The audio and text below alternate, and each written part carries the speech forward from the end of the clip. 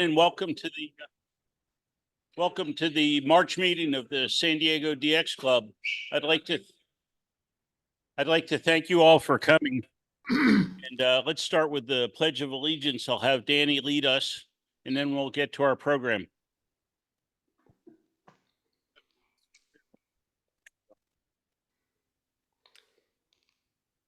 I pledge allegiance to the flag of the United States of America and to the republic for which it stands, one nation, under God, indivisible, with liberty and justice for all.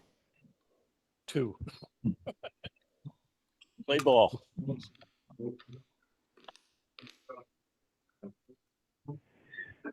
All right. Well, thank you all again for joining us this evening. We have a great program. We have Dick Norton, N6AA, who's the Southwest Director, and Bud will introduce him. Oh, you just did. Oh, okay.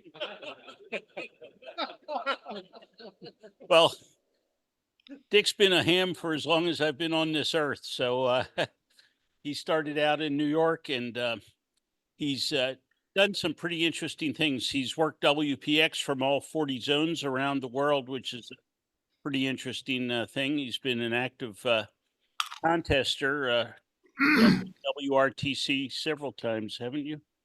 And been doing a lot of DX and whatnot. So he has some interesting thoughts. He's not just a placeholder at the Southwest Division directorship, and he's the sort of ham that we want representing us. So I'll turn it over to Dick now. And thank you again for coming. Thanks, Rob.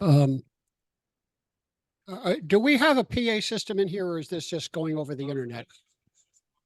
So I should just talk loud. I can hold two. This is like SO2R on phone, I think. Good evening to all. I'm Dick Norton, N6AA, the ARRL Southwestern Division Director. And this is the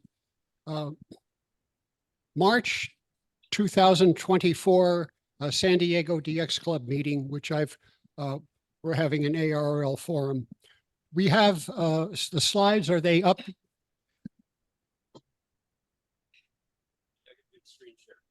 Okay.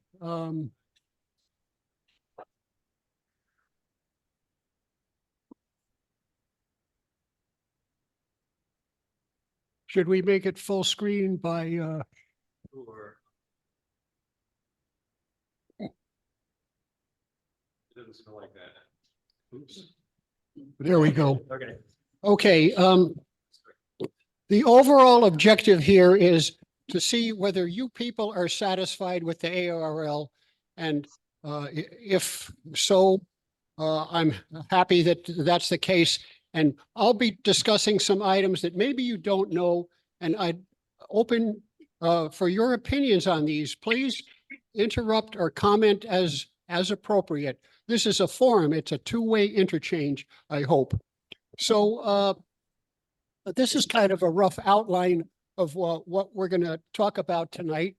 We're going to do ARRL organizational status, the financial status. Some of you may have noticed a change in the dues and the additional charge for a magazine. There's a very deep split in the ARRL board. It's a split similar to that in the U.S. government almost, between the Democrats and Republicans. And it's I could even characterize it as being somewhat vicious politics. We'll get some concrete examples of that as we go along. Management and board interchange, you'll find that quite interesting. And details of board deliberations. How does this board come up with the idea that we need to raise the dues or charge people for printed QST? And the end will be some impact on other items that have to do with the board and management's actions. So let's go to the next slide, please. I treat the ARRL as a member-driven organization. Go to the next slide, please. This is an organization chart that I got when it was essentially, I got when I became a director in 2005. And in 2005, we were given a book called the Director's Workbook. And here's my copy from back then. And in there was an organization chart of the league and all the departments of the league and who the people playing the various roles were. This is actually a replacement, an update from maybe 3 or 5 years later. So there's some different names in there. But what I'd like you to pay attention to is who's on the top. You guys, the members. So I'm next, and what I do is I work for you and try to make the organization do what you think it needs. And if you look below the board of directors, you'll see the president.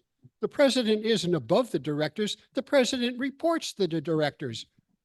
Over on the right is the secretary or CEO. The board doesn't report to the CEO. The CEO doesn't make decisions for the board. The board is above that.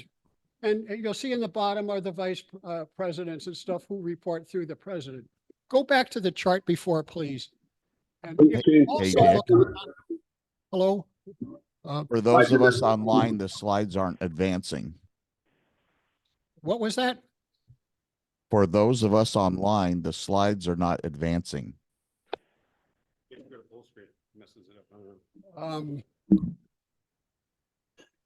If I do it this way, it'll work better.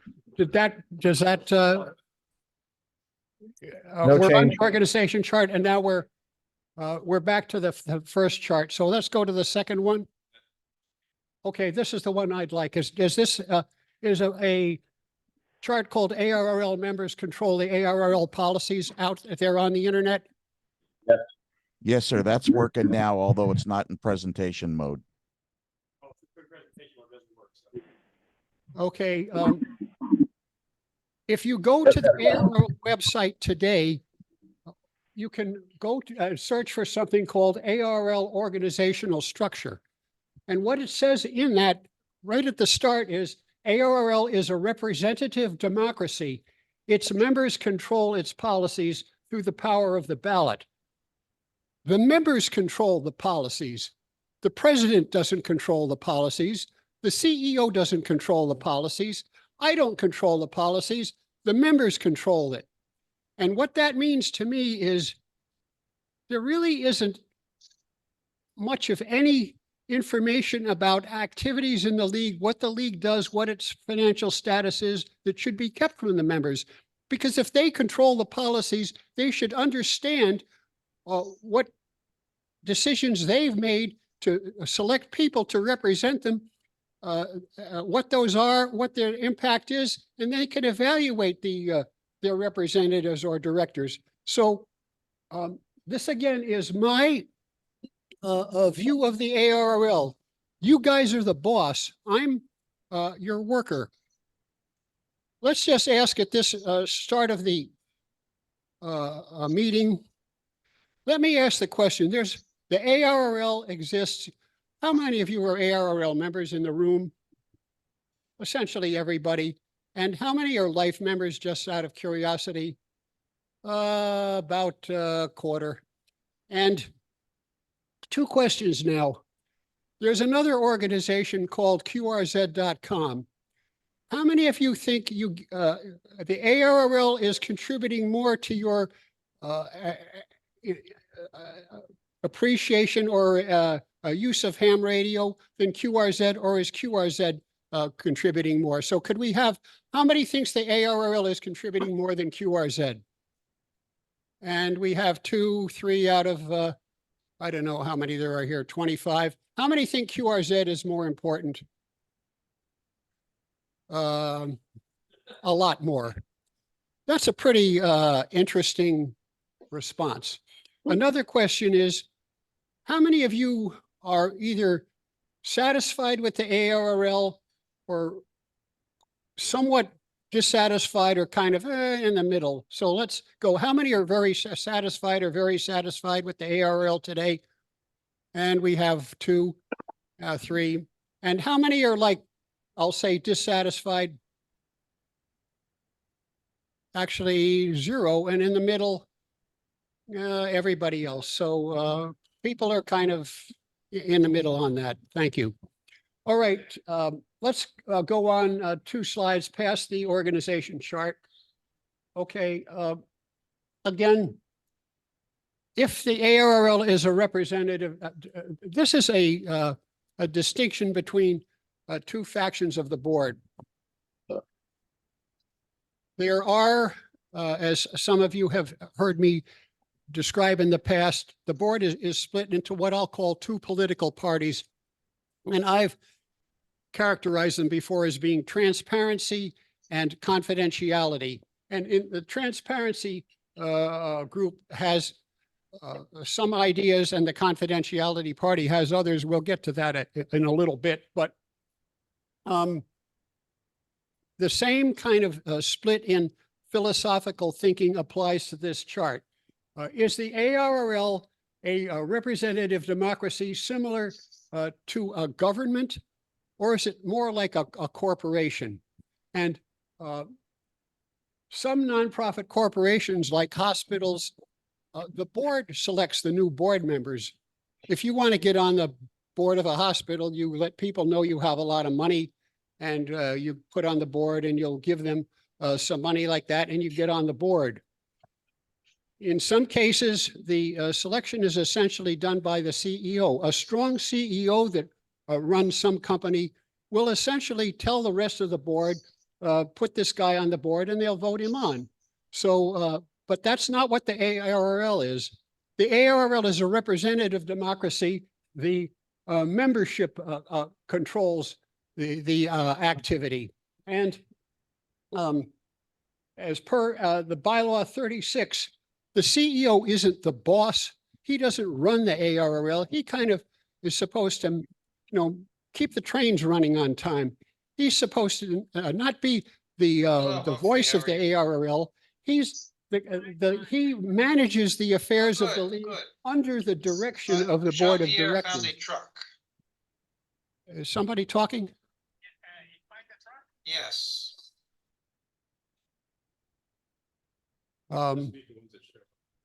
Say that again? No, so if someone is making noise, I'll mute them. Oh, okay. All right, next slide, please.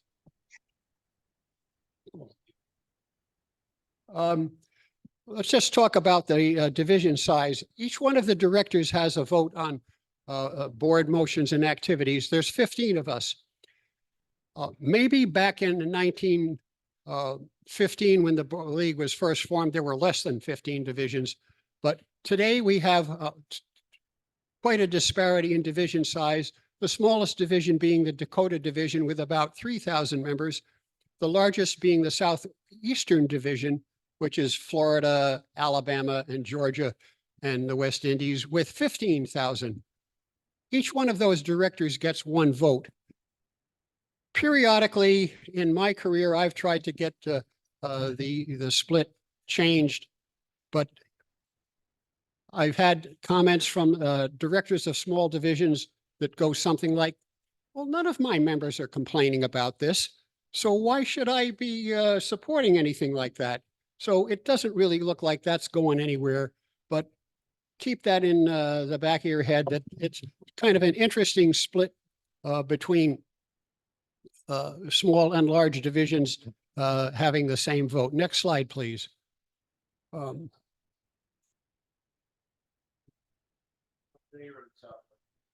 Okay, now we're going to talk about financial status. Next slide. Jim? I can't. There are about 12,000 or 11 or 12,000. The Southwestern Division, a couple of years ago, used to alternate between the second largest and the third largest with Atlantic. And the summer Atlantic would be larger, but in the winter, the Southwestern would be number 2. That's actually changed now. We're about number 5 because if you read the newspapers, people are moving out of California. And if you go to radio clubs in Arizona or Oregon or anywhere, and you're looking, you'll see all the members have 6s in their call signs. They used to live in California, but they moved. So that's where we are now. We're about number 5 with 11 or 12,000. Next, please. Okay, no, back one. ARRL is financially sound. There have been claims that we're hurting and we needed to raise the dues. Let me just talk about it. I did not vote to raise the dues. I didn't vote to charge extra for printed QST. We'll be covering that in great detail later. But let's just point out that at the end of last year, 2023, the league had total assets of $41.1 million. So our total membership is like 150,000. And with 41 million, our assets are $278 per member, essentially. Now, our investment portfolio, we keep a lot of our money in stocks and bonds, and that at the end of last year was 35.7 million. Now, those numbers are larger than any comparable number of any year the ARRL has been in its 108-year history, with the exception of how many years? 1. 2 years ago, it was a little higher than that. The stock market went down substantially. Our assets went down. But those of you who follow the stock market know, over the long term, the stock market has kind of gone up.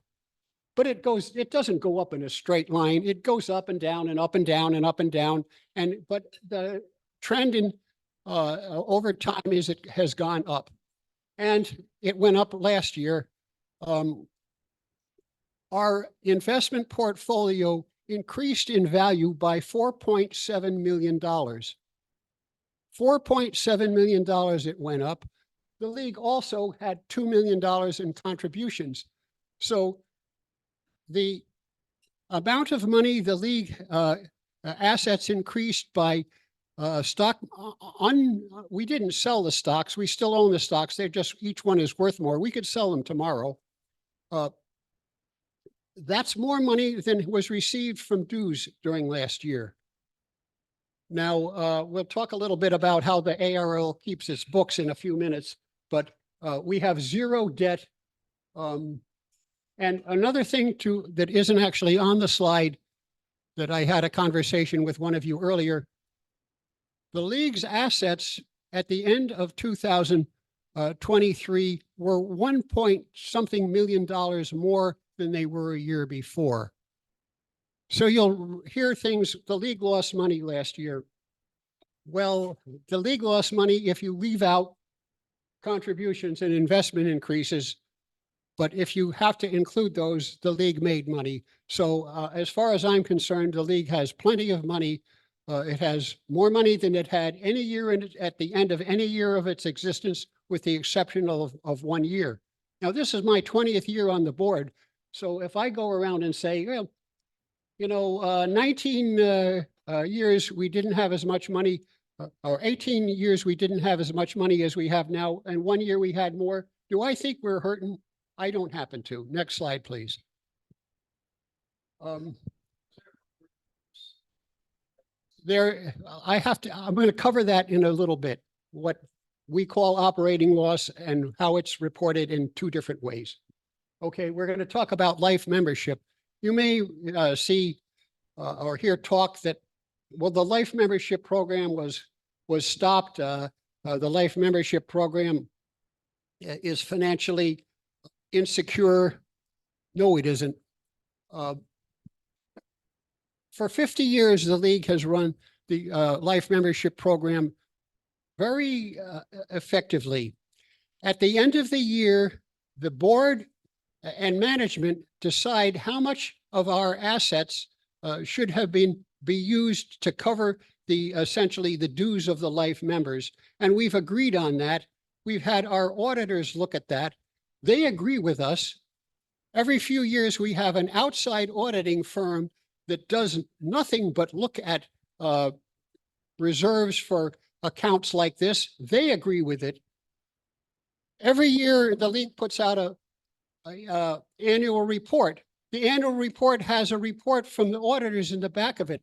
There's never been any notes or comments from our auditors that anything's wrong with the life membership program. The life membership program is solid.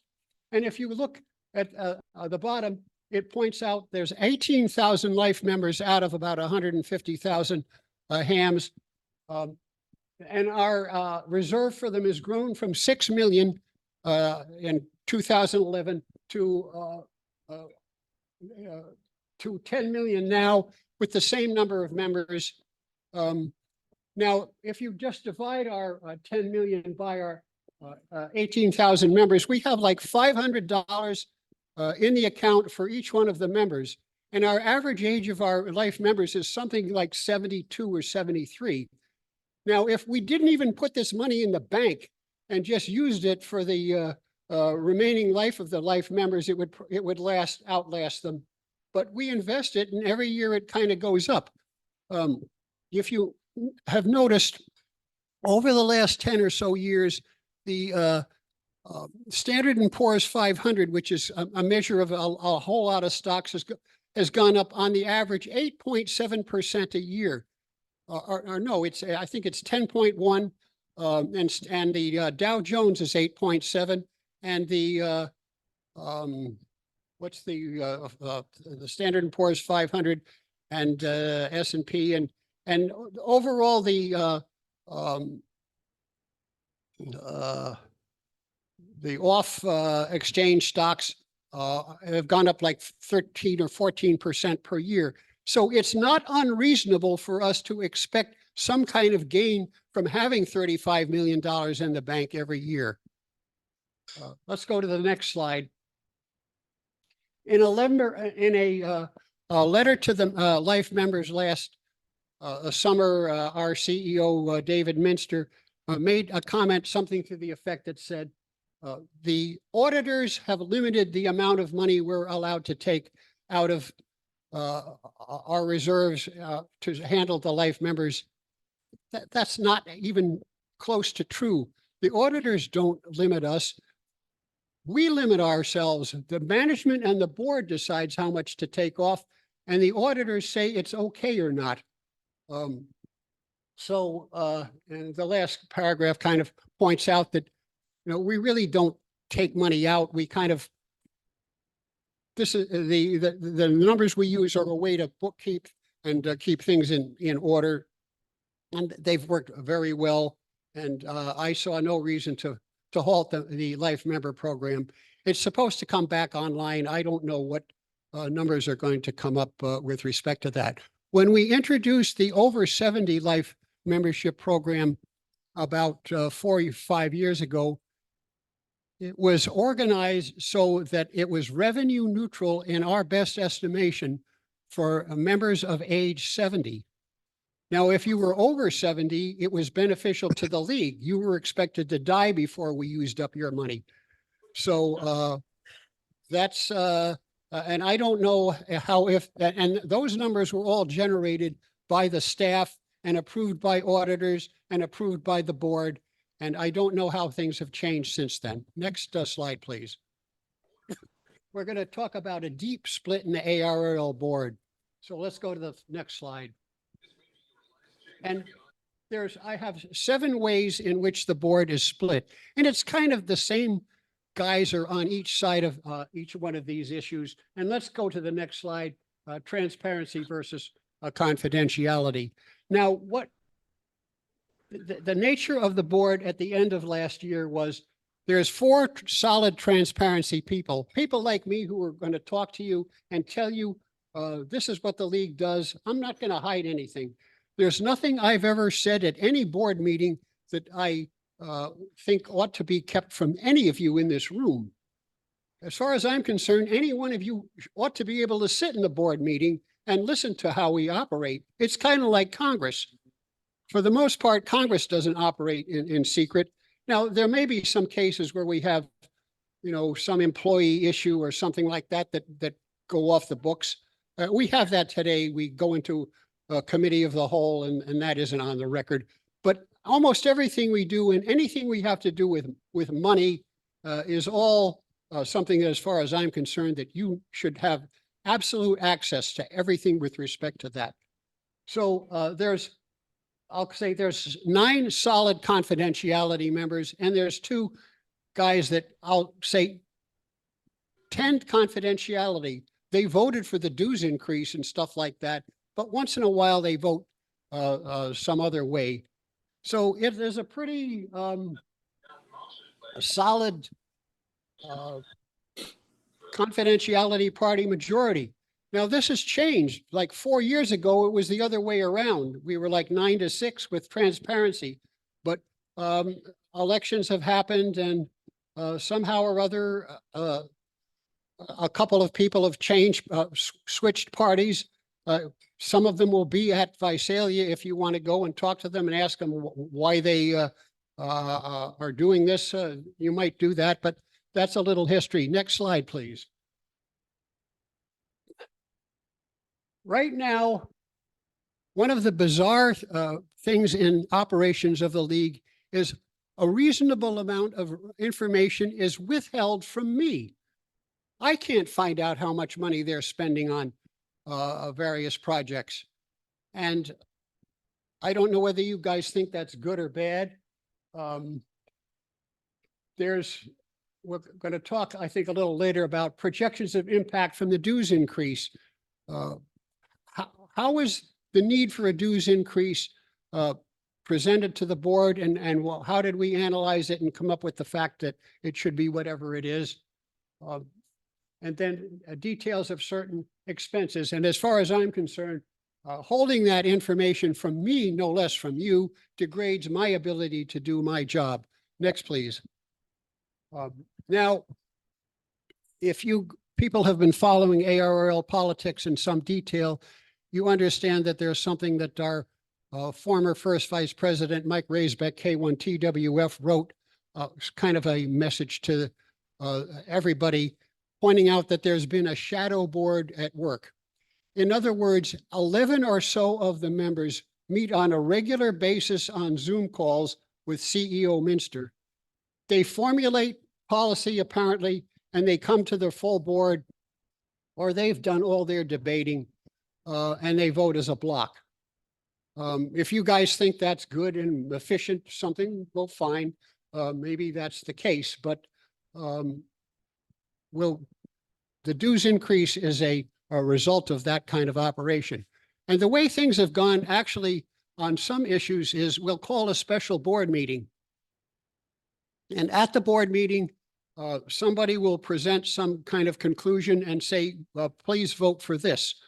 And I'll ask a question like, well, can we understand how you came to this conclusion? The answer is no.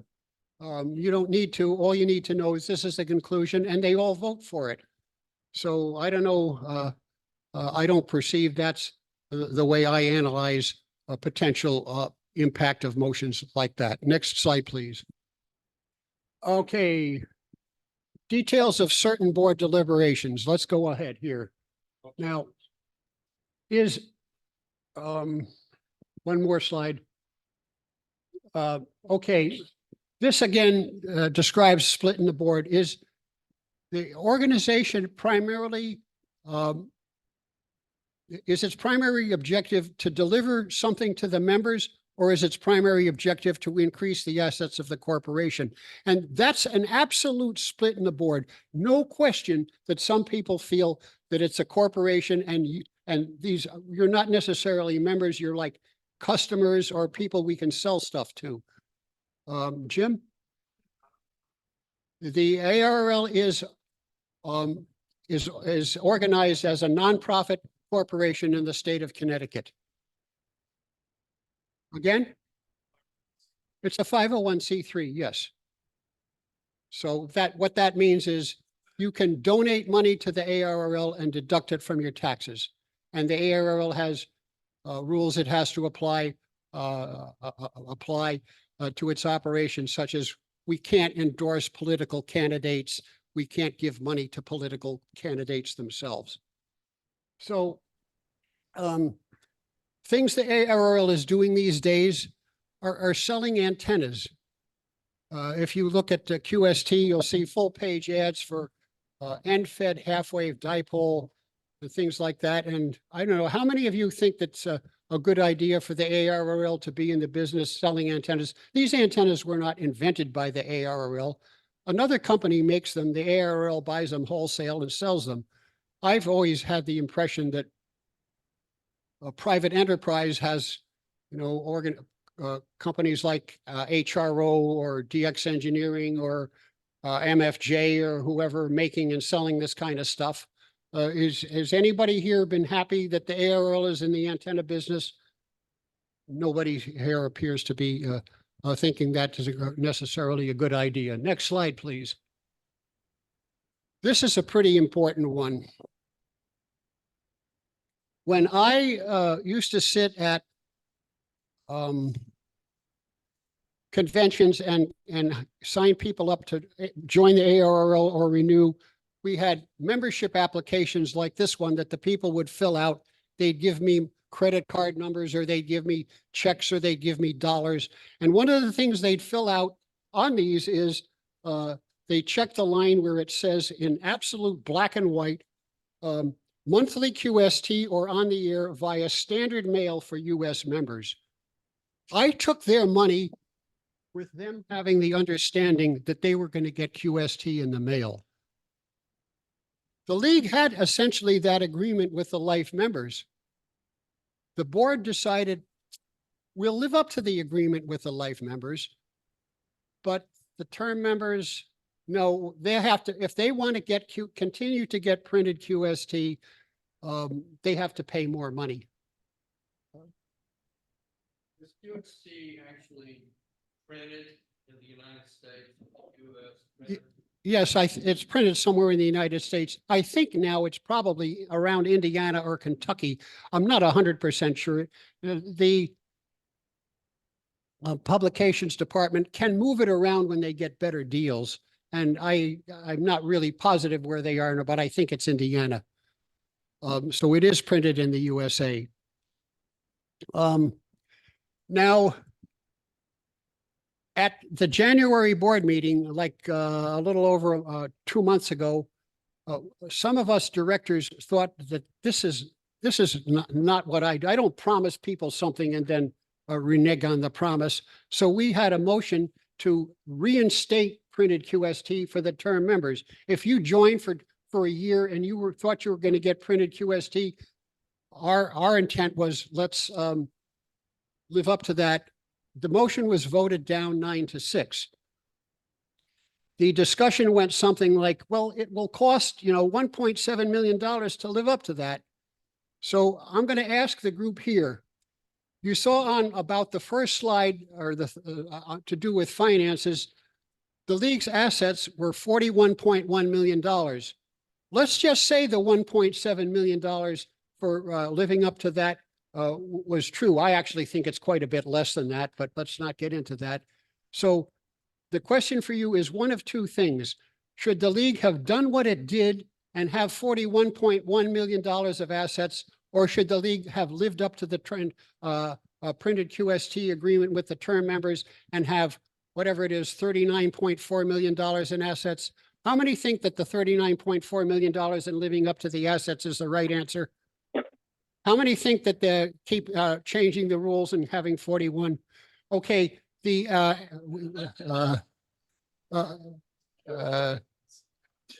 get out of here. Anyhow, my message to you is your vote is absolutely the same as every group I've talked to, any radio club or convention forum. There are no members who think that that was a good idea and don't think that we should have lived up to that. I get, we'll have the same question asked at Visalia. We'll get a few more responses, but maybe up there, there'll be a couple of the directors who voted for that, and they'll be in the other side, so it won't be 100% unanimous everywhere. It'll only be, 1,000 to 2.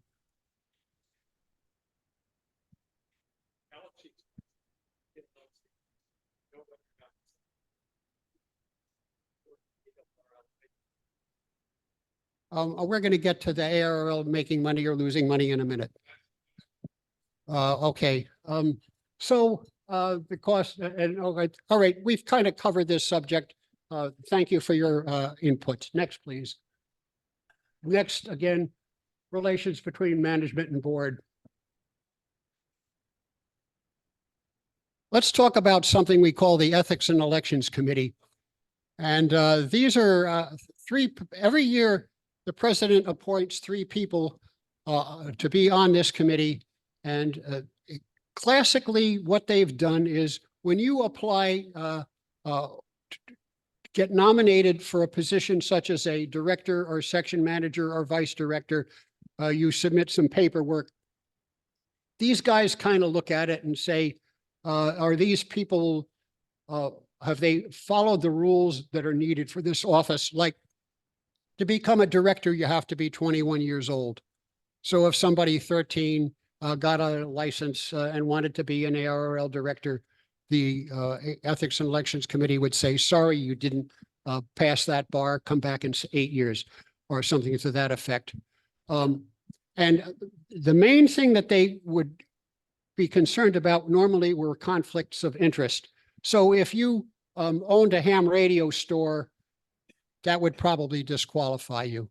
Or if you manufactured something that might disqualify you, or though, I mean, there might be certain cases where you could be recused from deliberations on subjects that impact your business or something like that. But that was kind of what was done. And now this is only about 25 or 30 years old. Before that, the board did it by itself. So if you applied to be a director, they'd all look at it and yeah or no, but they kind of formed a committee to do it. The interesting thing about this committee, in the last couple of years, there have been instances where it seems quite likely that the group has become politicized and has used its power to influence elections and things like that to be slanted in the favor of the majority party of the board, which happens to control it. Now, if you look here, I have 3 E&E committees. Here in 2022, we have K0AIZ, the Midwest director was chair, AC0W, the Dakota division, and K5UZ of the Delta division. The population of all 3 divisions is actually less than they added together, is about the same size as the Southeastern division, but those guys were the E&E committee. And last year, K6WX from Pacific was the chair, K9LA from Central, which is Illinois and Indiana, and K0RM from Denver were on the committee.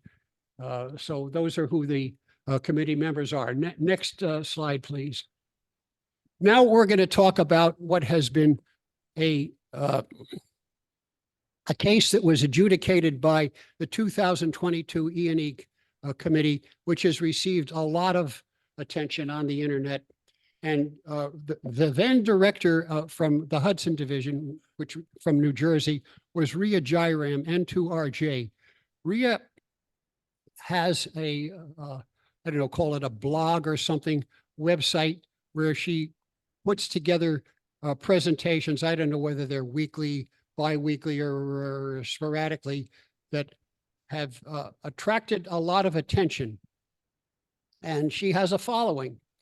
And she has a following of what appears to be younger than your average member. And so what happened because of that is some entrepreneurial small-time book publisher contacted her and said, would you be interested in writing a license manual that we could sell? And she wouldn't get a percentage of the profits, but they'd pay her a certain amount of money to do this, and then she's done with it.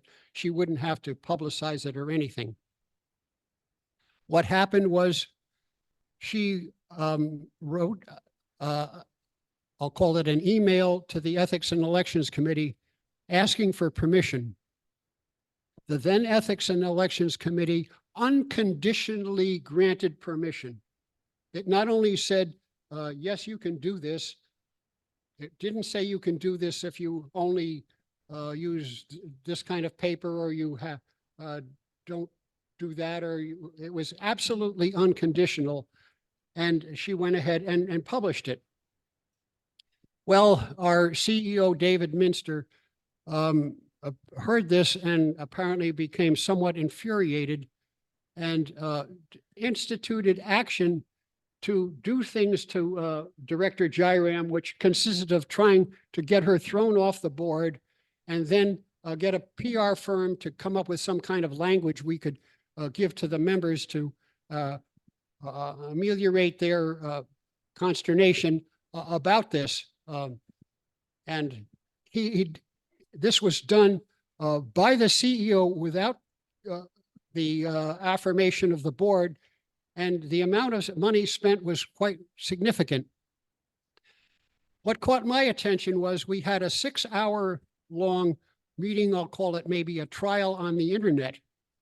And I was in South Africa at the time, and I thought I had free internet, and I didn't. So it cost me $35 to participate in this, but that's tough because I don't understand how T-Mobile charges and doesn't charge, but that's in the noise, sort of a joke aside. And at that meeting, there were 2 lawyers, and I knew each of them are like $650, $750 an hour people. And so I multiply 6 times 750 times 2 and come up with, boy, this is maybe $10,000 spent on lawyers for this kind of stuff. And so I tried to, I asked for, can I see the bills from the lawyers just to get an idea of what's happening? And the answer is no, you can't see that kind of stuff. Well, eventually I got some bills for the year from the law firm that did this, but all the details were gone. So I didn't know how much they spent on this issue and how much they spent on that issue or not. But I did some kind of, looked at the average of 10 months that were not around the time of the internet trial, and then the 2 months around the internet trial, and came up with some giant numbers of how much it would cost. Let's go to the next slide, please.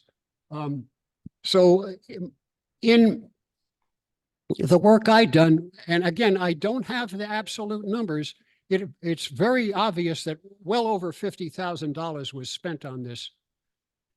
Over $50,000. Now, how much money is that? It's essentially about the same amount of money of the dues of the entire San Diego section for 1 year. You guys think that that's appropriate use of ARRL funds? I don't. And the $50,000 is low. I think it's substantially more than that. And, it had to do with, I got a bunch of bills. I was told these are all the bills we got from this law firm.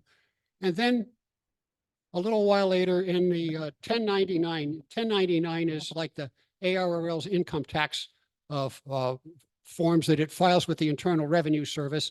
And it tells exactly how much money they spent with the law firm. And it looked like they spent, I don't know, $12,000 or $14,000 more than they told me. And they told me I had all the bills. So I then assumed that money probably was part of this as well. So that, and the whole idea that you're going to spend money on a PR firm to make doing something you did look acceptable, it doesn't fly with me. Incidentally, what happened is the board voted to punish Director Jairam by recusing her from any deliberations we had on book publishing, which is exactly what she thought was appropriate. I will add, I've only been on the board for 19 and a third years now. And the next discussion we have on book publishing will be the first one I've ever been involved in. So the board thought it was kind of a, it wasn't necessarily a terrific idea, but when the E&E committee gave her permission, that kind of overrides that. And there was at least one board member who said, well, that isn't who's to blame. Ria Jairam is to blame for asking because you shouldn't ask. I mean, you're going to hurt the league. Well, again, as I've said to some people, the financial damage to the league might have been like $1,000, maybe. However, if one person got licensed because of that manual that would not have gotten licensed otherwise, because somehow they saw that this internet celebrity was publishing this book. Ears went up. They took the ham radio license. They joined the ARRL and they made a donation of substantial amount. That meant the book would be a positive. So we went from who knows, a minor league a financial issue to spending a substantial amount of money. Now, the E&E committee, I don't know where they came up with the idea that it was okay. I don't. I'm astounded that they did. But again, do judges ever make errors in judicial decisions? Are there such things as courts of appeal and Supreme Courts and stuff like that? Yeah. So I don't blame the director who ran the E&E committee then for promulgating that. I don't think he did a particularly good job, but I don't think he should hang for that. It's, you know, he tried his best, and there's fallout from all that that'll be coming up. So anyhow, what says at the bottom, I don't think that spending all this money on this, what I'll call a vendetta against Director Jairam was anywhere near sensible, or it's a poor use of funds, in my opinion. Next, please. Staff board summary. There's some stuff we haven't gotten to, but you'll find that in communication with people, our CEO refers to any person disagreeing with any of his decisions or actions is attacking him. So you can't say this isn't a particularly good activity. That's an attack. Or you can't disagree with he says this, you said that. That's an attack in his mind. And that's kind of interesting. And what it says here is because of this, he has gotten into public quarrels with people of substantial standing in the amateur radio community. He's used the ARRL editorial page to denigrate them. He's denigrated people in his speeches to the ARRL donors dinner. He denigrated this one group called My ARRL Voice, which is a group which, I don't know, there's 10 or 12 of them that formed this group that discusses all ARRL policy matters on the internet. And it consists of like a couple of former ARRL directors, I don't know, 2 or 3 former section managers, editors of the National Contest Journal, the DXAC and Contest Advisory Committee chairman, and in addition, 4 Maxim Society ARRL donors. These aren't people to denigrate. These are people to listen to. They care about the ARRL probably more than most. So I don't know what this going on, but what we're going to do is see an example of Mr. Minster and how he reacts to people and what his response to discussions is. Next slide, please. David Minster wrote an email to Jim Niger, N6TJ. Most of you in this room and on the internet know Jim. He's a very prominent contester in DXer for ZD8Z. He was a founding member of the Northern Cal Contest Club and Southern Cal Contest Club. He's been around a few years. And some of the things that Mr. Minster said about me. Now, those of you on the Zoom meeting, essentially all the participants in person have seen the entire letter. So it's all been passed around. So they'll see all the things that are left out, but I'm just going to cover a few things that are in that letter. And one of them, Mr. Minster says, Dick has attacked me in meetings. I've never attacked him. I've certainly disagreed with a lot of things he does. He uses false information or pure fiction to support his point of view. All of you who know me can use your past history as in the judgment of that statement. His own vice director has had it with him. Yeah, that's because I stayed at Ned Stern's house for 4 nights last summer, and we worked on things together, and we talk all the time. And you can ask him at Visalia whether he's had it with me. Multiple section managers in his division are working to get a slate together to get him off the board. We have a couple of them on the Zoom meeting. I saw them at the beginning. We're going to cover that in detail in the next slide. And he's verbally attacked, we're not at the next slide yet. He verbally attacked Mary Hobart in a board meeting while she sat and sobbed. We're going to cover that as well. So the next slide, Jim Fortney, K6IYK, is the former section manager of the Santa Barbara section. He moved from wherever he lived in Camarillo or somewhere to Arizona, so he can't be the Santa Barbara section manager anymore, but he's still playing an active role in ARRL affairs. He's an assistant section manager in Arizona. He runs the division website, which you can access through ARRL.org. And he has said essentially the following.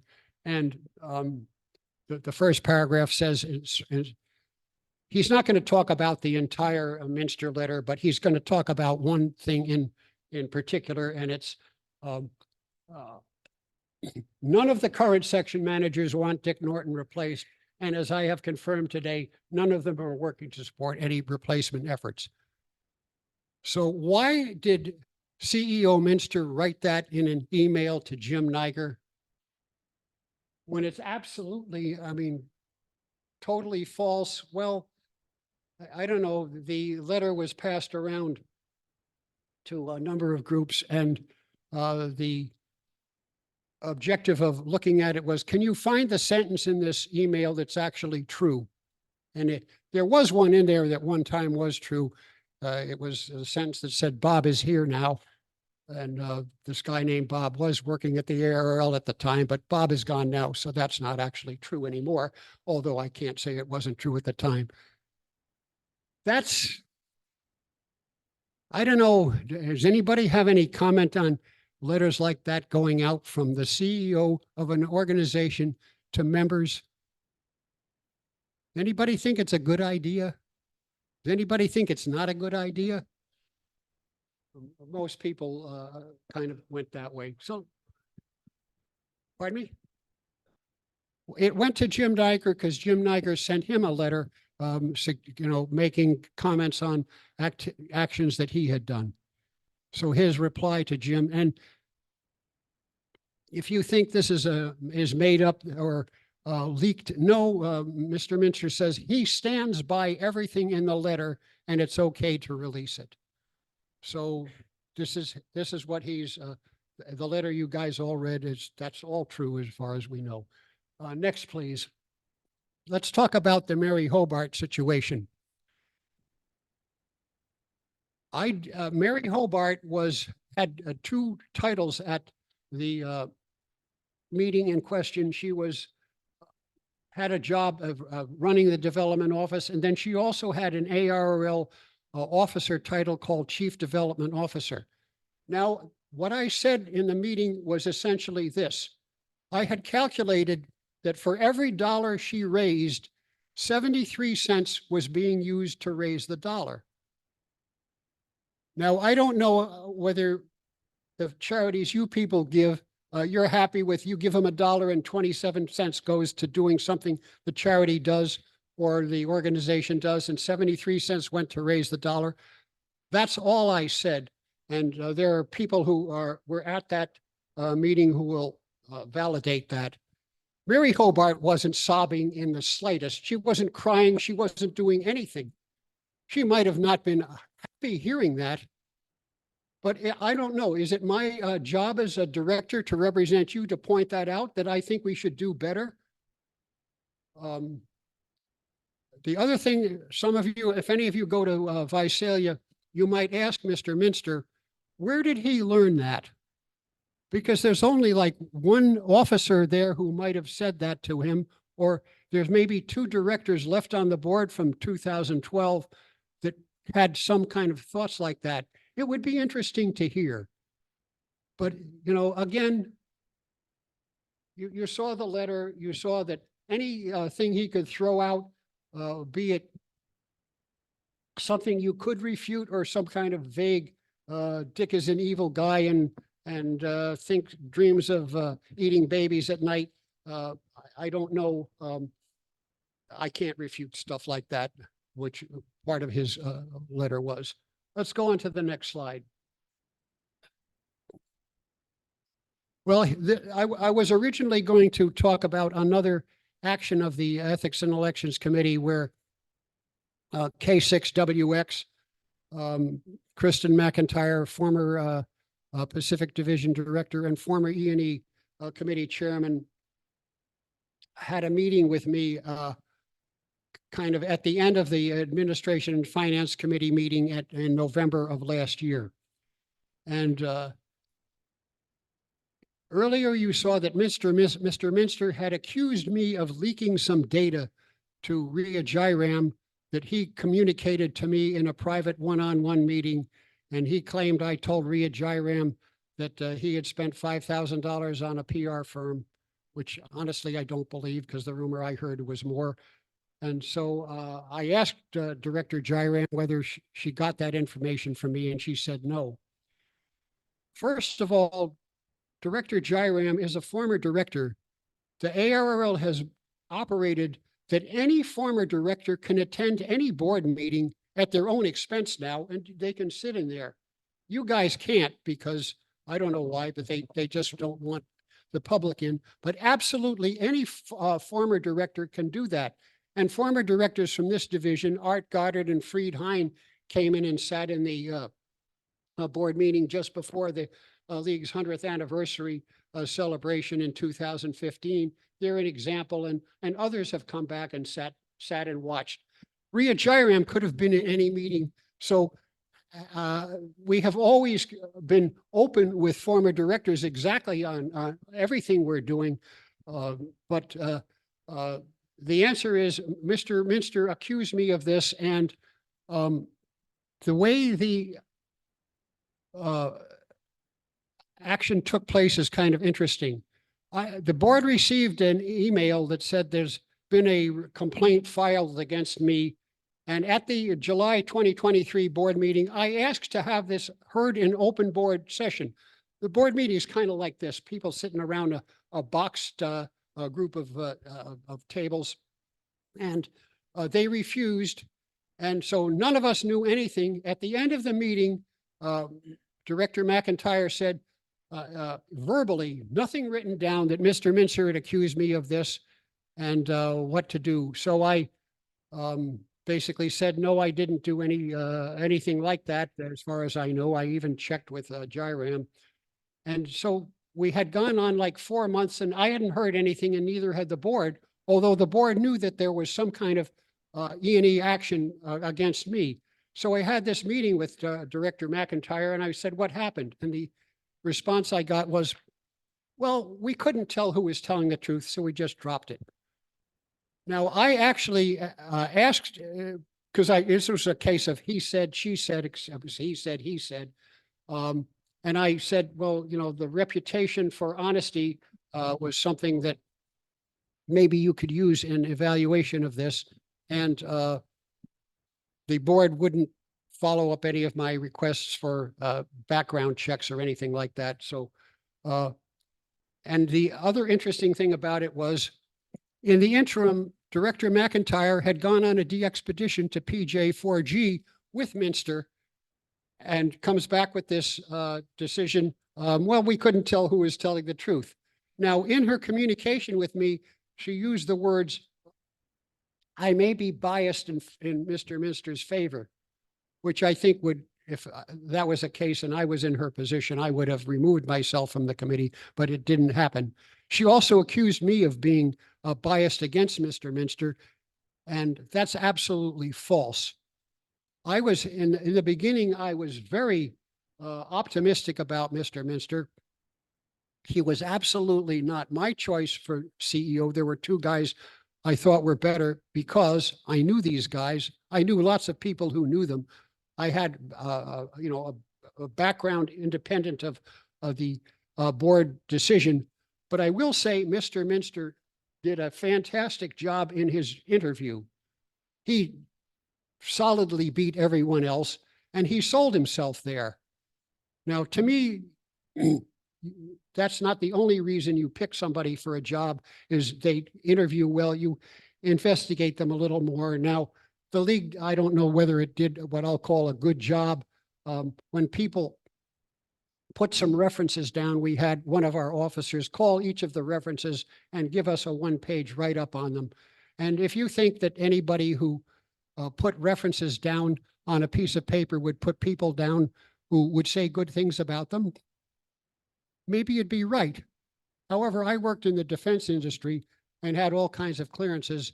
And when the government does that, they'll have a chat with the people you put down, and then they ask one question, and the only question that makes any sense.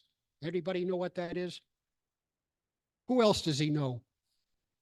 Those are the people you really talk to. So Mr. Minster got the job. Now he was a contester, so he's got the same interest in radio that I do. He's got a call sign NA2AA, and he said it was a sort of a commemorative call sign to honor Gene Walsh, N2AA. Gene Walsh was a pretty good friend of mine. We got our AA licenses the same day, of course, and I had worked Gene first in 1957 when he was 5A1TW, and Gene and I even shared rooms at Dayton. So here's a guy who's, idol is a good friend of mine. I know, boy, was I enthused about Mr. Minster. I wasn't biased against him. What I did was I evaluated what he did and was displeased with that. And it's kind of like when a teacher grades somebody's exam and he grades it wrong. Is that bias? No, I'm hired by you guys or voted into office to do this evaluation. I've done it. I wasn't biased against Mr. Minster, exactly the opposite. So well, let's continue on here. Bizarrely, 2 months after this meeting with McIntyre, I get another letter from the Ethics and Elections Committee. Two of them, the two remaining members, K0RM and K9LA, and the essence of the letter is Director McIntyre says that I threatened her physically at this meeting 2 months previously. Now, when you threaten somebody, that's called assault. In the state of Connecticut, that's actually a felony. You can go to jail for that. When you talk about assault and battery, assault is when you threaten them. Battery is when you do I'm going to beat your brains out. And then the battery part is when you actually beat their brains out. Now, a lot of you know me. I don't, you've probably seen me threaten lots of people in my life. Yeah, right. So let me tell you, when I got that, I was like, what the hell do I do with this? I got a postcard in the mail that you murdered somebody. Please respond by next Thursday. And it took me a while to figure out what to say. And in the end, I said, I'm going to respond to this kind of situation where I'm going to be judged by two close buddies of the person accusing me of something. And this is so outrageous. What can I possibly do? So by the time I got around to doing something, my idea was to escalate it above the E&E committee, above the board, to that group you saw at the top of the organization chart at the beginning of the membership. So I described the whole thing, sent it out to a lot of people.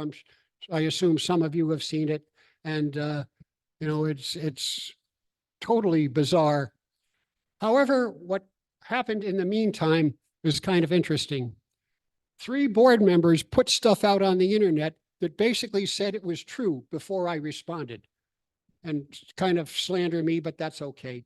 And now it's sort of tricky the way they do this, and they did it in support of the bylaw 46 revisions. But really what happened that is kind of sort of mind-blowing to me is I didn't respond in the time they suggested. And I got a postal letter from K0RM, which basically said, because we have not heard from you in the time we allowed, we have determined that you actually did assault Director McIntyre. Now, I don't know what you think judicial or legal procedure is, but I'm not sure that was adequate grounds to make that kind of a decision. Maybe there should have been a, hey, there was a serious charge. We haven't heard from you. Did you get our email?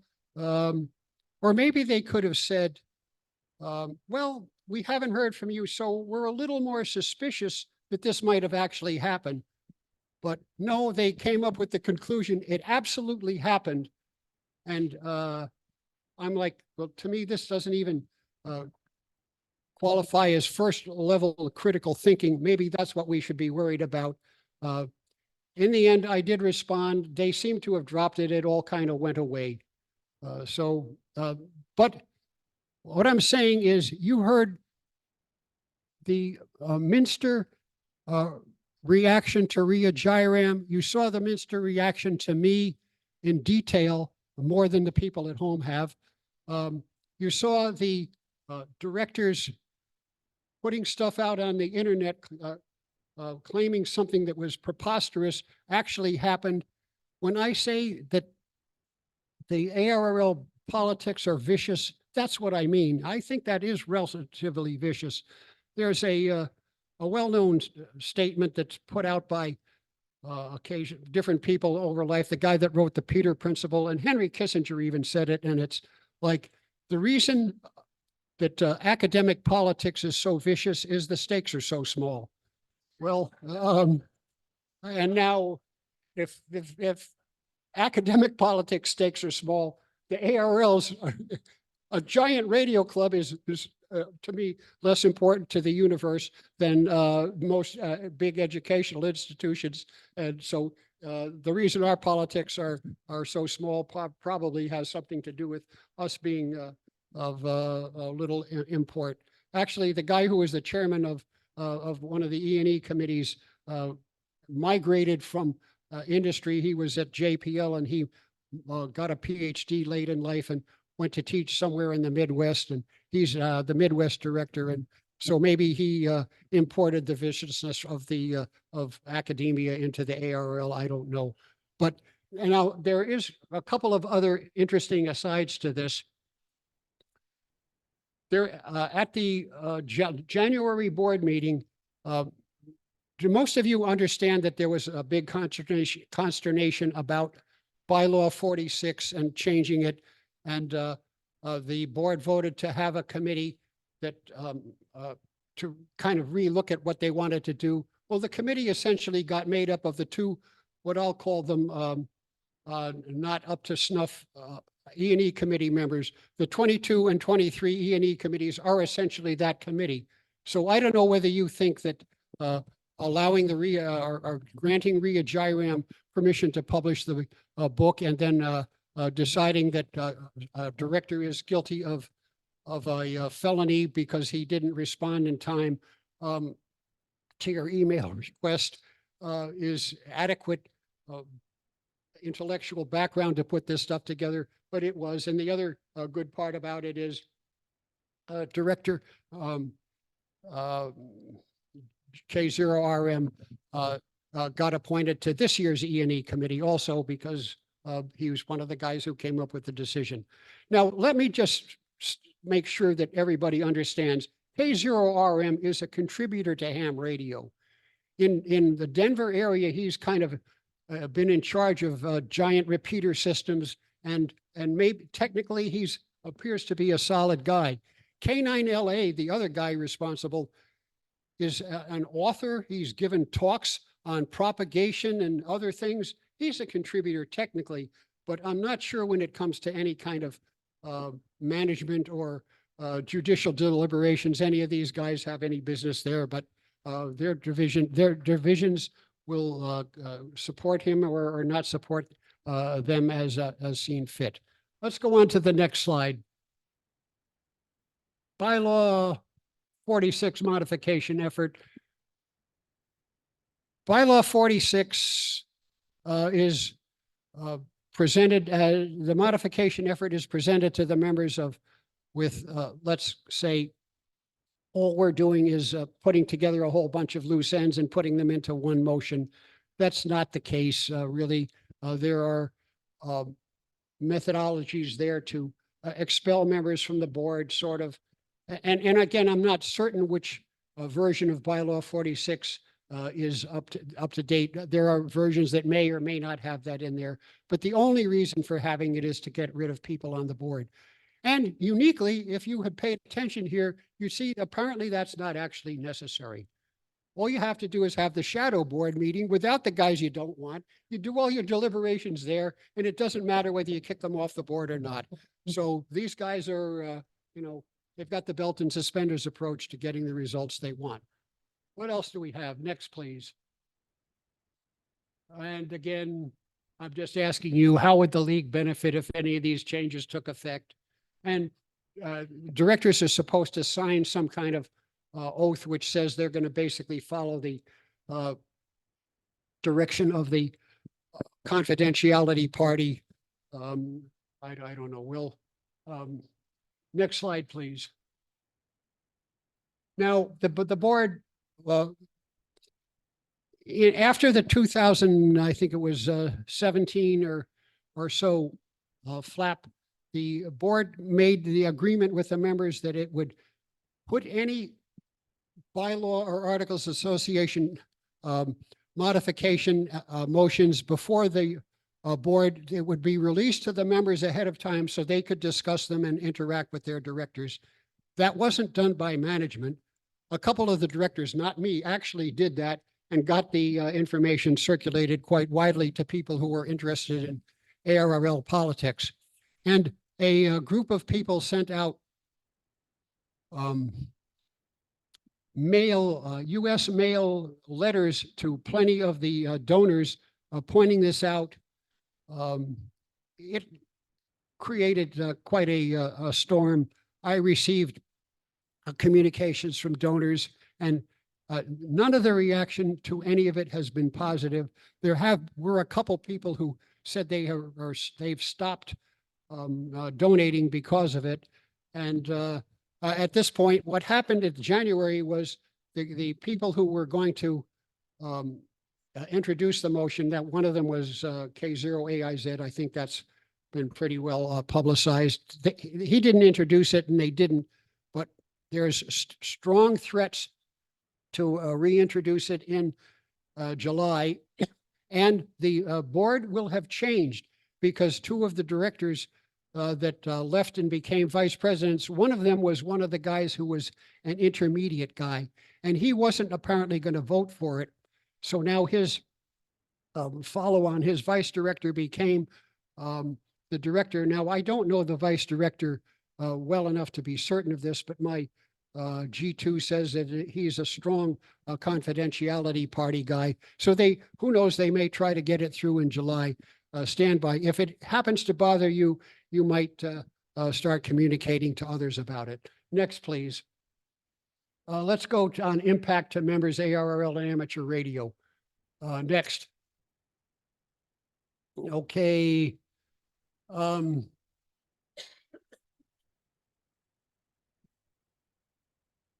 The actions of the board, and in particular the CEO, have led to some kind of results that may or may not come across to you as being undesirable. The dues increase that's put forth is causing us to lose members. I pointed out to you earlier that I didn't support that, and I think I've talked about enough about the league's finances and why extra charge for printed magazines to me is off the wall.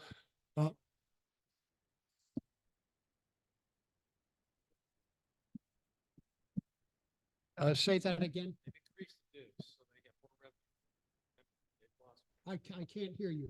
Has the dues increase been balanced out by the loss? Has the dues increase financially been balanced out by the loss of members? We don't know yet. We'll get to that.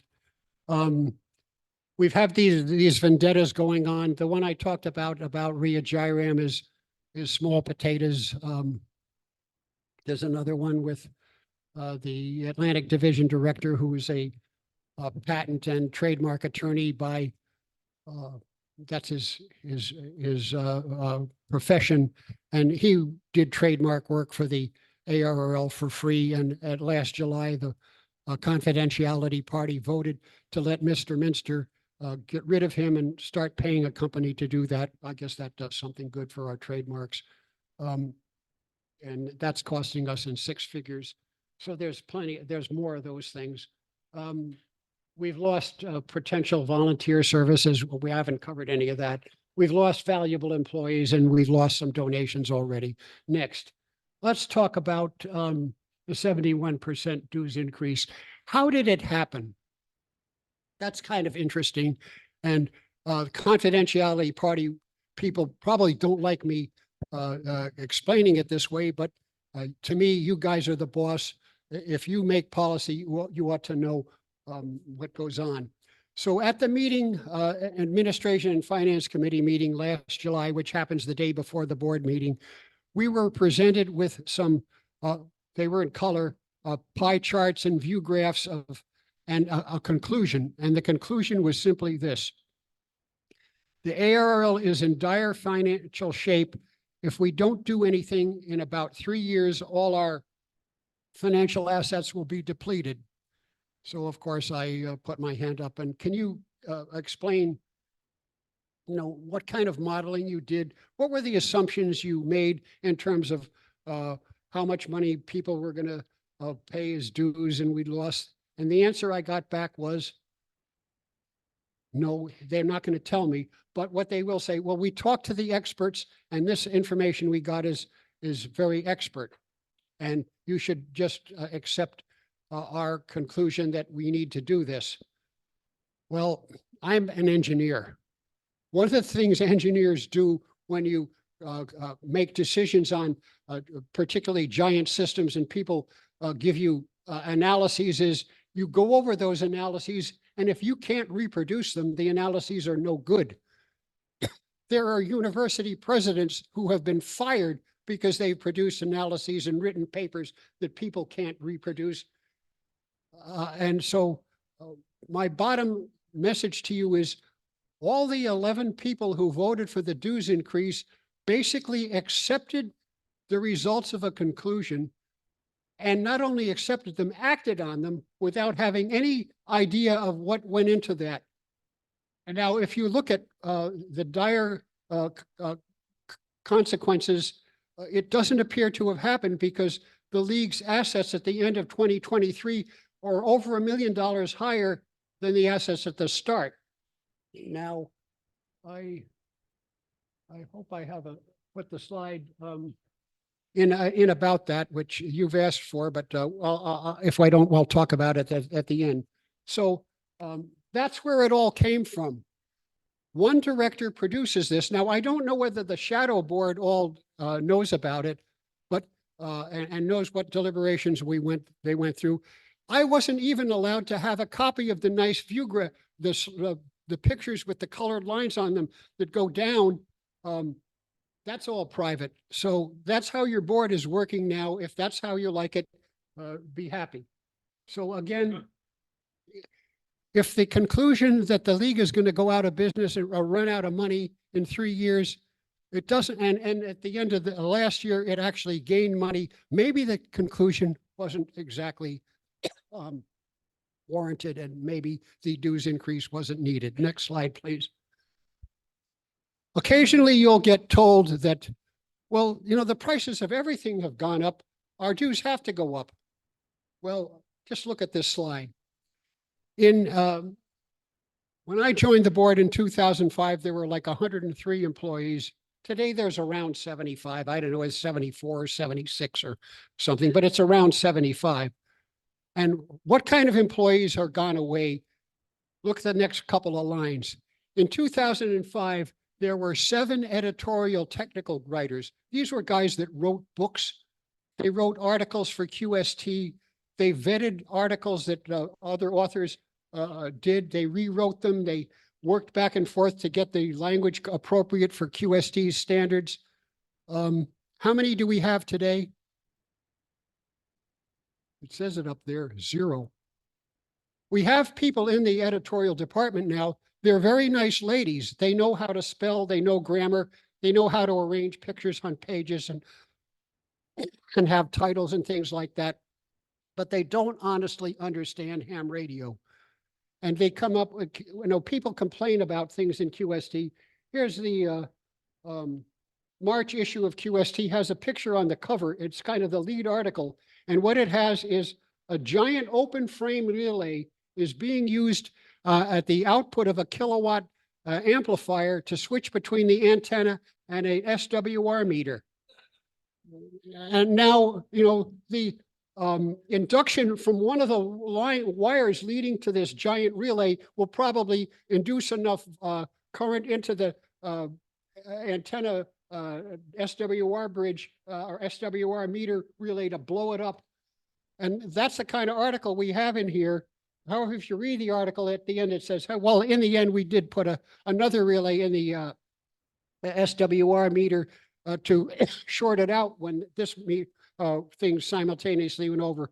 But then there's other articles in the magazine that are, that they just don't know. Here's an interesting one.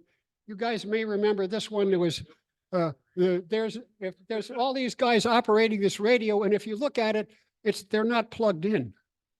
There's the radio, the power cords, there's no power cords plugged into the back of any of the radios, and the guy's got a mic talking. And, that's, people complain about that stuff. And so that's the editorial level that QST has shrunk to. Let's go on. What else we had? In 2005, there were 5 guys in the ARRL lab testing stuff, making little contraptions and writing articles about them. We have 2 today. We had a Washington, D.C., we had an office down there. Our chief technology officer worked out of there. He was a technical guy, of course. And now we don't have an office. And instead of 4 people, we have 1. And, used to be able to write an email to the league.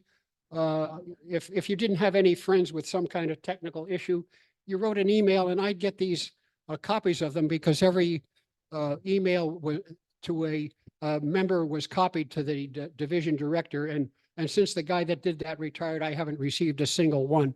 So if you ask questions now, I don't think you get an answer. So I'm not sure that the dues increase was needed because of inflation. Next, please. What do we says here? There are no management reporting on the status of large software problems. The league, here's one for you. The league gave out a contract to some company to upgrade its DXCC software. And we were told a couple of years ago that they just abandoned it. $500,000 contract. And now what I ask questions like, well, who made the decision to abandon it? And did we get anything? Did we get some subroutines? Did we get an overall, block diagram or detailed spec or anything? And what was the answer I received? No one will talk to me about it. None of the confidentiality party care about stuff like this. And $500,000, that's the dues of what, 10,000, that's the size of the whole Southwestern Division dues for a year. Down the toilet. Maybe not. There's been no progress on significant programs such as Logbook of the World. And that one, do any of you guys use something called DX Lab you do? Is it a good program? It's an okay program? I can't hear you. It's okay. Nobody else uses it? There's Yes, a large group of people who do use it, and there's a fellow, Dave Bernstein, AA6YQ, who shepherds it. Dave is probably the expert in Logbook of the World. He was on the ARRL Logbook of the World Committee, and he's been quite upset about it.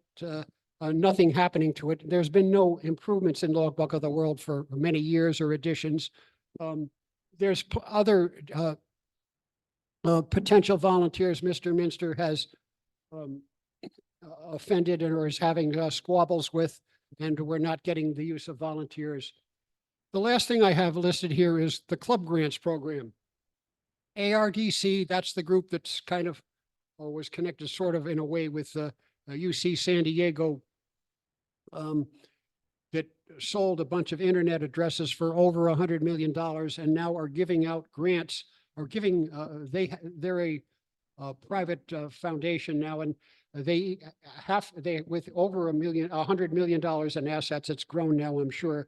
And they are obligated to either distribute like 5% of their money every year or pay taxes on it. And they are giving away lots of money for grants to amateur radio groups.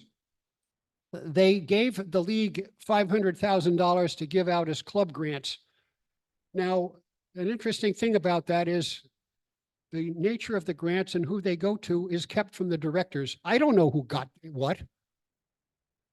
You think I should be kept in the black? Do you think keeping this stuff in the black allows the money to be used as kind of politically? I can't prove anything now. I don't know. But when I brought this up a year ago in January, I got a motion passed that said, let's have some of our large assets be distributed to the membership in a way to keep conventions going. I think conventions are a good thing. The ARRL division convention used to rotate between Los Angeles, San Diego, Phoenix, Santa Barbara, Anaheim, Riverside. Now and then for several years, the only people who would do it were Yuma, Arizona. So it was in Yuma for 4 years. Now it's nowhere. No one will do it.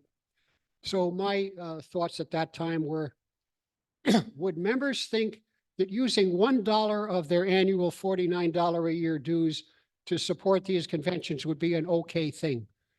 Any of you think that's okay? Yeah, everybody does.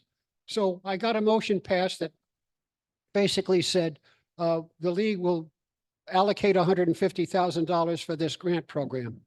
Here we are 14 months later, and have you seen the applications to apply for this? They're not out yet. There's no rules for applying. Now, I had some rules. My rules were you applied and your division director basically had the authority to grant $1 per member of the division in any way he saw fit, with the approval of the president, to have somebody looking over his shoulder. None of that money has been given out. I'm not sure what's going on, but when I was at Quartz Fest in the ARRL forum, I did learn a very interesting thing. The ARRL Club Grant Program gave a couple $1,000s to some group in New Mexico to put on a ham fest. So, and of course, I wasn't made aware of that. And of course, New Mexico does happen to be in the Rocky Mountain division with a solid confidentiality party director. So that's kind of interesting. The last thing we'll talk about that wasn't on one of these slides were the questions you asked about finances. The ARRL reports profit and loss 2 different ways. It reports internally without considering bequests, for instance, and without considering changes in the league's portfolio. And that's not a totally unreasonable thing to do, because bequests are not necessarily something we're going to get every year. That didn't used to be the case, but with the aging population, it almost seems like it has become that. And then changes in the stock portfolio are not necessarily guaranteed either. But with the amount of money we have now, I'm almost think that you might be able to do that. I mean, remember, if we put our money into CDs at banks at 5%, 5.6% interest, which you can get on CDs now, you're talking about a couple $1 million a year income. So it's not unreasonable to do that. So on one hand, people are saying that we lose money, and so there might be a line in a QST article that does that. But the league every year files a Form 990 with the Internal Revenue Service. It's our tax return. It's something you can find. Go to the ARRL.org site. You can see the salaries of the 6 highest paid guys, including the CEO. And it does include that. So when you look at this, we haven't lost money. When you look at the, there'll be claims that we lost money last year. We really didn't. When you consider all the aspects of it, we're ahead of where we were.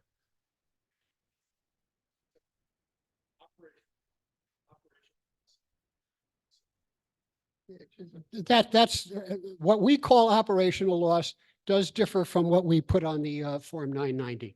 So that's why you'll hear people talk about it. I can't hear you. What's the gross revenue?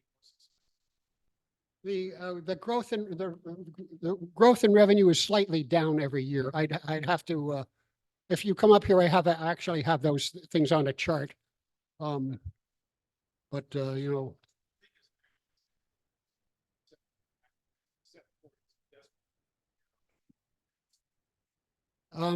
in a sense, yes. But remember, a couple of things that I talked about here were these abandoning a $500,000 software project is one. All these other multi-hundred, six-figure spending money, which are that. Also, interestingly enough, the way the club grant program went, the league books show that it spent $150,000 already because it wrote a check to the ARRL Foundation, which is an allied 501c3 connected to the league. So it looks like we spent 150,000, but it's all still in another bank account. So did we really lose money when you add all these up? Again, I don't think our financial situation was dire enough to even increase the dues. I would have been happy if we went up a couple of dollars just to kind of, everybody would have absorbed that. No one would have quit the league if it went up $2 or $3. But the idea of asking people to pay for printed QST that they thought they were getting, I don't know, Jim.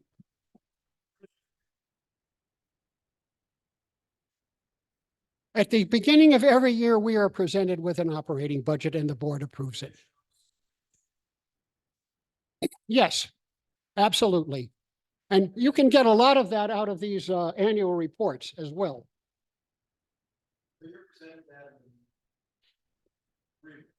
The board approves it and then headquarters does what it wants. I didn't say that.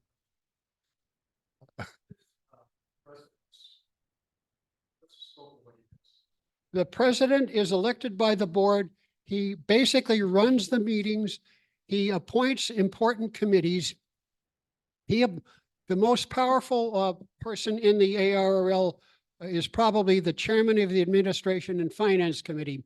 The president reports that guy, appoints that guy.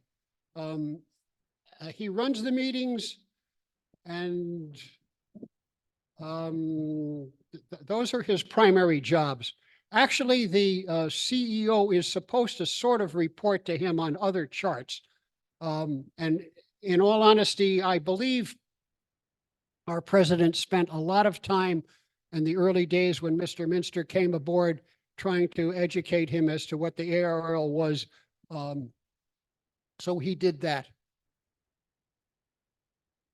Any other questions, comments, criticisms? Jim? My current term goes to the end of 2025. Will I run again? Ask me in 2025. Will I still be here at the end of 2025? Go to your psychic and pay $25, they'll tell you. Anything else?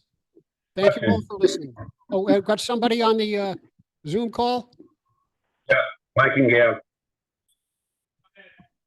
So my question is, where does the second vice president stand on all of this?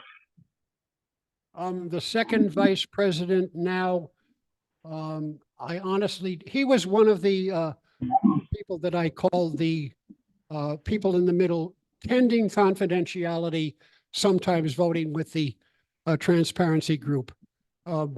So I haven't talked to him in detail about any of this. He's supposed to be at Visalia, so any of you can ask him at Visalia these kind of questions. He will be in Visalia. He's on one panel and doing one presentation, and he will be there the entire time. Yes, thank you. Gail is like program chairman of Visalia. I encourage everyone to go to Visalia.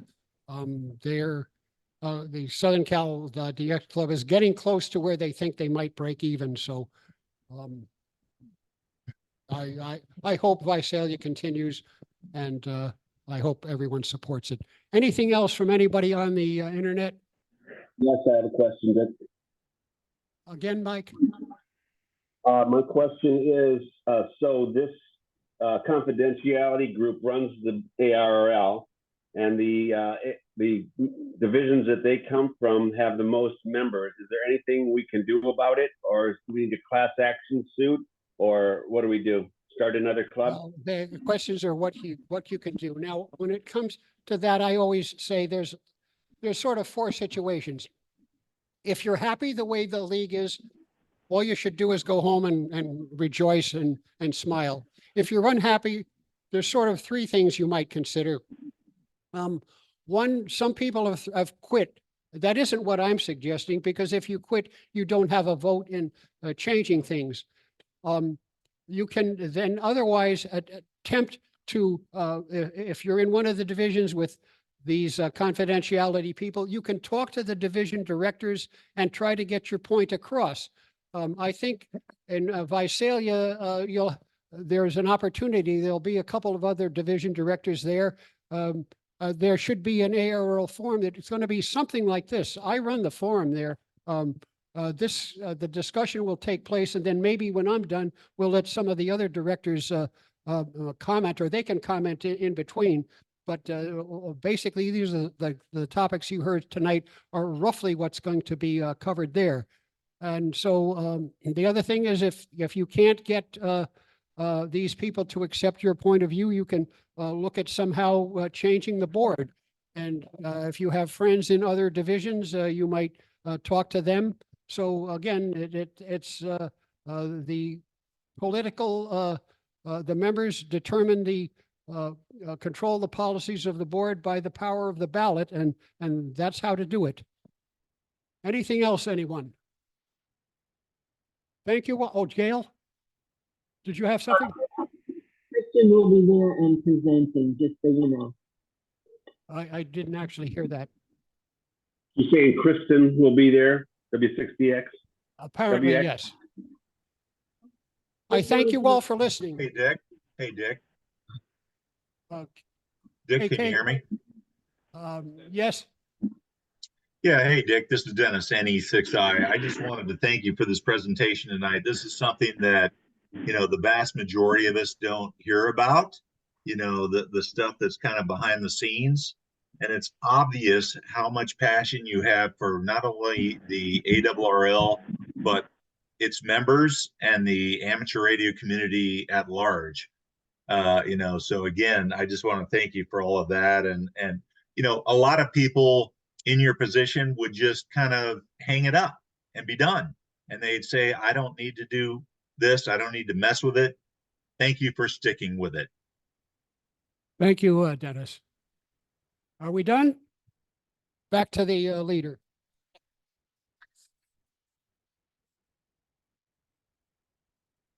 Dick, thank you very much. That was a very comprehensive and very enlightening talk.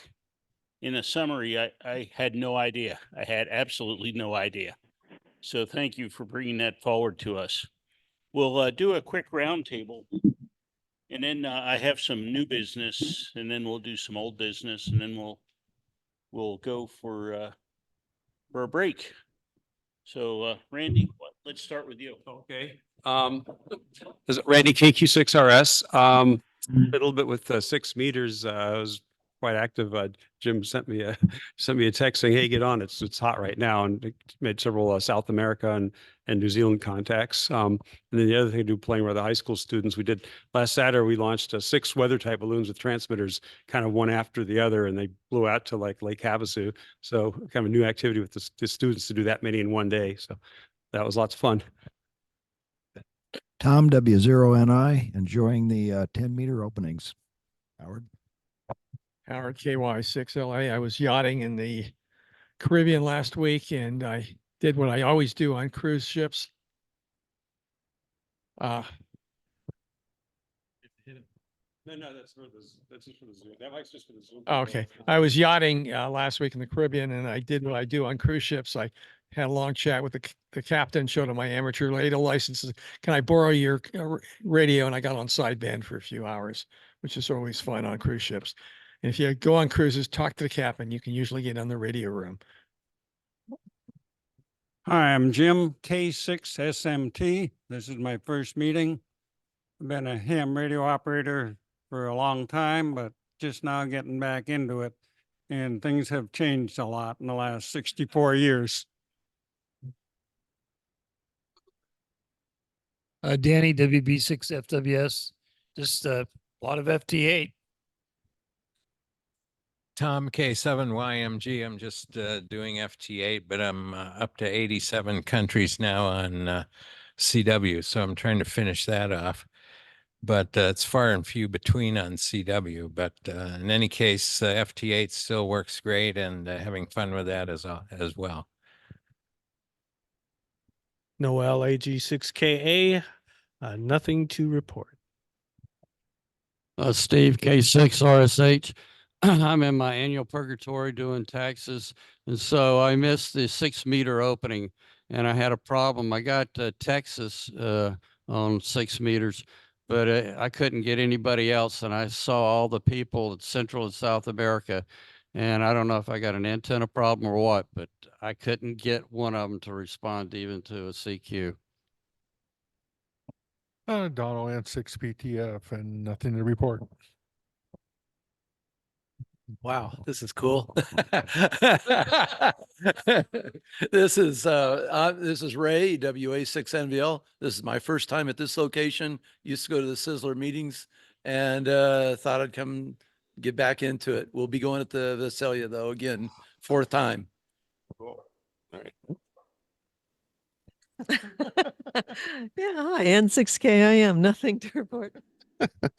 Good evening, this is Jim K6ZH. Just, yeah, the 6 meters this not today, but the last 3 days prior was amazing.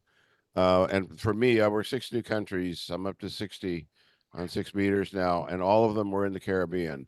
We don't often get the Caribbean propagation from here on 6. It's usually way south of that on the TE to Chile and Argentina, and that's been strong too. So pretty exciting week on 6.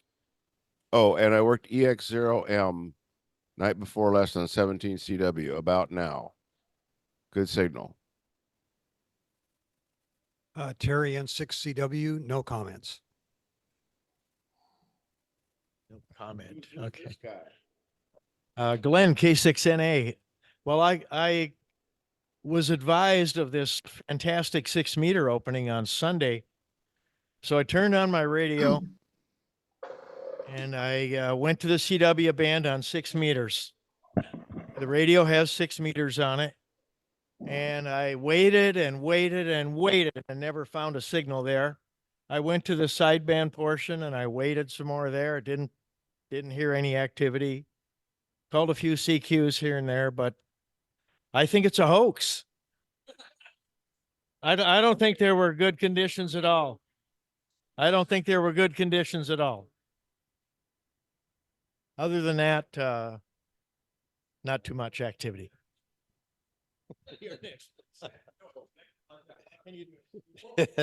Well, this is something I don't usually mess with ham radio. K6AR, and I only do CW, and the bands have been great in the evening times.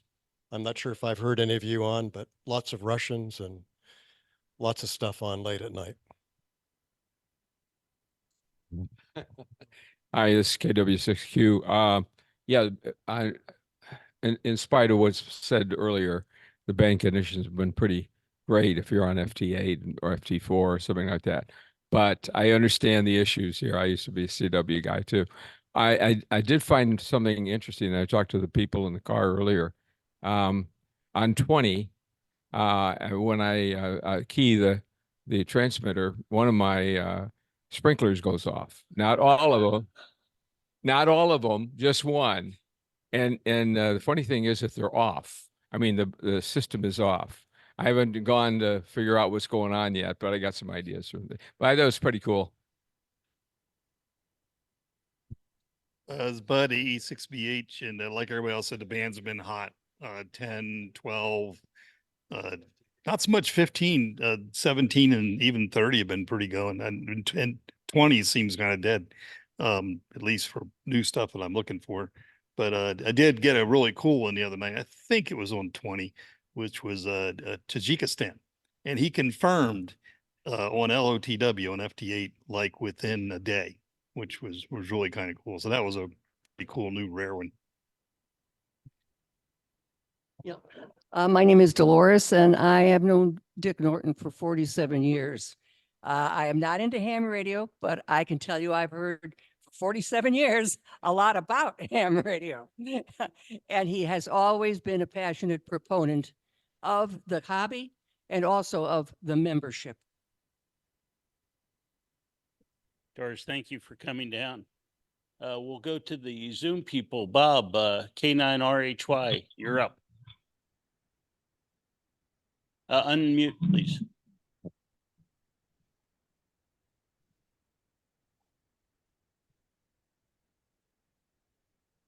Randy, do we need to unmute him? Bob, K9RHY. I think I can request the unmute, so. Can't do it. Unmuted, his audio is not working. Still look muted.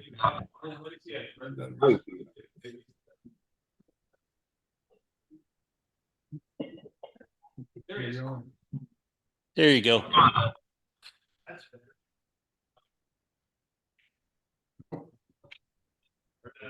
Yeah. Audio is bad. Your audio is not up. There you go. I enjoyed the ARRL Dirty Laundry presentation. I very much appreciate the inside scoop. As far as activity is concerned, still patiently waiting for P5 on CW. If you saw the latest bulletin, you'll see that perhaps we're still far away from that event occurring, but and just enjoying what all is going on. Thanks very much. Ed, you're up, AI60. Please. Okay. Yeah. Thank you. Yeah, good evening, and nice to be on board here via Zoom. Thanks to Dick for a great presentation. I've had a couple of encounters with the Midwest director, and we will continue to support the truth and the right and N6AA, just to be frank. Not a lot of activity for DX, but doing a lot of contesting nearly every weekend now that I'm retired from the Midwest, and every once in a while I'll catch some of you guys in the contest. So thanks a lot, and good to be with you. Thanks. You had a pretty impressive score reported in the April QST. Congratulations. Ron, N6XT, you're up. Thank you, Rob. Well, I've been because I've like taking a knife to a gunfight to do a contest, because I know I have the infed wire. Finally, I'm meeting with the city because I want to go 89 feet. 60 feet, the planning committee would do it. Now I'm going in front of the city. I think I've got three council members in my favor. It only takes 3. But I don't know that for sure, but I'm keeping a positive attitude. Excuse me. So I've got a stiffer that I'm going to rebuild. Also, I'm gonna get a trombone for it once it happens, guys. I'm hoping it does, and then I will start on all that. But then you gotta dig the hole, and the concrete out here is outrageous per square yard. Some over $100 per square yard. Do math. Somebody said it was 200, but I gotta check on that. I have to have the rebar cage. I can't bend half inch. I think it's half inch. I can't do that anymore because of my physical conditions, which I'm bad at. I'm having surgery April 19th to put a spacer, I call it a spacer, in between, so it pushes the bone or the hip away from some portion of my body, away from the nerve, so it's not a pinched nerve. That's been an issue for a while anyway. I'm not complaining. Great presentation from NCAA. I think it's Nick.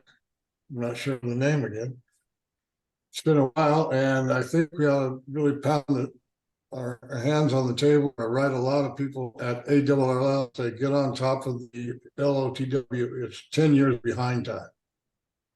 And the people that use it know that. There's some issues that pop up every once in a while that I get complaints over here in Arizona. I moved out of California because of the situation there.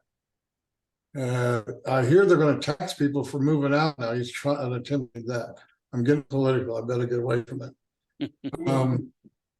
So also in the planning stage for everything, I'm gonna put a 6-meter beam up, I think, next to the shack, which is a granny flat, which got a full kitchen, a bed, bathroom. It's full on. I took it over. It's my man cave.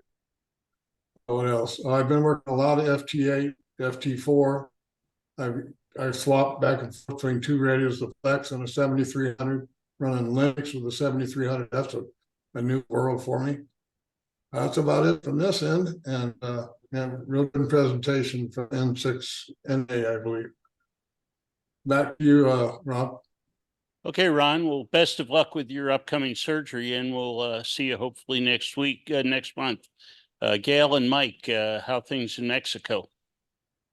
Oh, things are very good, coming to you from Mexico land. And my question is, my report would be on Visalia and the Foundation Scholarship Committee. So would you like me to do that now or wait till the business part of the meeting? Why don't you do it now? Go ahead. So Visalia has almost turned into a full-time job as program chair. And we've got a lot of great programs. On Saturday, for the first time, we're going to have 3 tracks going. Friday is the usual 2, and Saturday is 3. So people will have more choices and be able to go to more workshops. And good participation in the forums.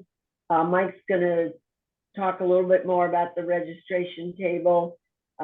It's a lot of work. I have to send some emails when this meeting is over, and then I'll segue into the foundation scholarships, because that's been my other almost full-time job. But I've had the wonderful opportunity. First, I met the students on paper, and then this last couple of weeks, I've been able to meet them on Zoom. And when you get down and out about our youth and the world's exploding and where's it all going, you just have to meet a few of these people.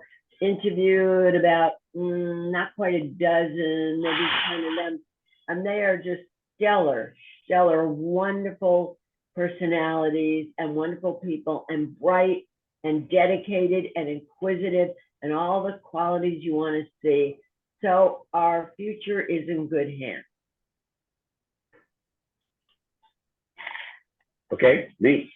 As Gail said, I got roped into doing the registration table, which Southern usually, San Diego DX Club usually does. I got a list of some of you guys from down there, and so keep that in mind. I'm going to send out a letter when I get home. It'll only be 10 days ahead of the convention, so you know who you are and be ready. we're gonna have the registration open from 11 till 5 on Friday and 8 to 4 on Saturday. But I'm not gonna have volunteers there for that whole time. Probably the first 2 hours or 3 hours of each day will be plenty. I mean, usually there's a line at the beginning when we open it, and we have to get through it as fast as possible. It's really easy to do. You just have to find the guy's registration packet in a box of packets are all in alphabetical order. So find a call, give it to them. So I will send out the email, and I have about 4 guys from San Diego. I have a couple from the Southern California Club, and I'm going to send out one more request to the SCCC. And if you guys want to volunteer, you can email me at na6mb@arrl.net, or you can look me up on QRZ, na6mb. Other than that, no ham stuff from here because licensing is impossible, and we don't like to operate too much illegally. Back to you, Rob. Okay, great. Thanks very much. Have a safe trip coming home. Ed 73. And let's see, we're up next to John, NS6X. You're up now. Unmute, please. That's easy for you to say. I've had the call sign almost 30 years and I still can't say it. Hi, Terry, N6CW, long time no see. I'm the Santa Barbara section manager. I came in to listen to Dick present. I am not trying to find a replacement for him, and I'm not trying to be his replacement. DX wise, during the meeting, FT8 is wonderful. I started working FT8 the week after Christmas. I worked at least 10 new countries during the meeting. Again, new countries for me, FT8, 4 bands. I worked Fiji on 4 bands tonight. And then several other countries. And because I'm just starting FT8, everything's new. But I'm up mixed bands. I have over 150 countries now. So I'm happy with that. And then just make it brief, I'm headed to Ozark Con. This is my conference month. That's next weekend in Branson, Missouri. QRP Club, the 4 States QRP Club, is having their annual conference. And then come on back and see you all up in Visalia. Thanks for allowing me to come in via Zoom. Have a good night. 72s to you. Good. Well, thanks very much. And thanks for joining us, John, and come back again soon. I shall. Charlie, W6KK, anything to report?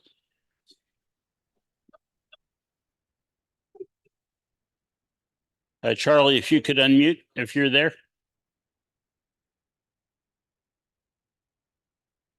He may have gone QRT. Dino, KX6 Delta. Good evening. This is Dino, Kilo X-Ray 6 Delta. Hello, Glenn. Good to see you. And Gail, too. Thanks for the invite. Come in and listen to Dick speak tonight. That's all I got. I hope everybody has a great evening. Great. Thanks very much for joining us.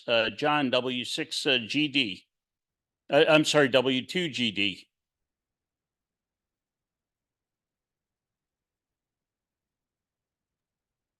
John, if you're still there, if you could unmute.